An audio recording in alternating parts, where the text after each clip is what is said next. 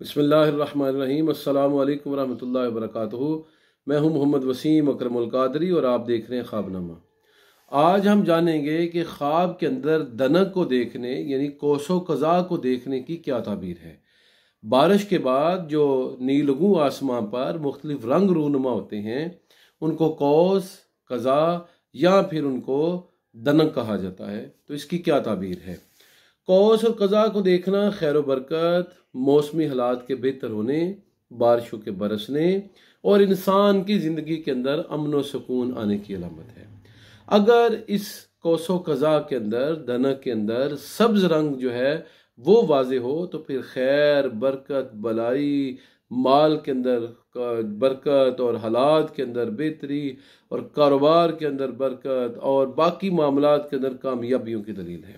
اگر زرد رنگ جو ہے وہ زیادہ نمایاں ہو تو پھر بیماری کے آنے، مصیبت کے آنے، پریشانیوں کے آنے اور حالات کے یکسر خراب ہونے کی طرف اشارہ ہوا کرتا ہے۔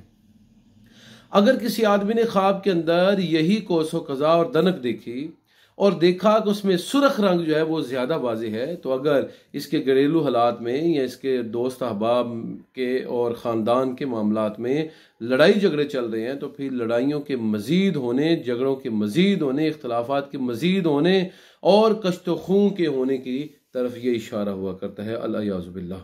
اور بعض معبرین کہتے ہیں کہ دنک کے اندر، کوس و قزح کے اندر سرخ رنگ نمایاں ہونا، یہ اگر کوئی آدمی خواب میں دیکھے اور اس کی شادی ہونے والی ہو، رشتہ طے ہو رہا ہو یا اس گھر کے اندر لڑکے لڑکیاں جوان زیادہ ہوں تو پھر مطلب یہ ہے کہ گھروں کے اندر شادمانی آئیں گی، خوشیاں آئیں گی اور شادیاں جلد از جلد ان کی وقوع پذیر ہو جائیں گی۔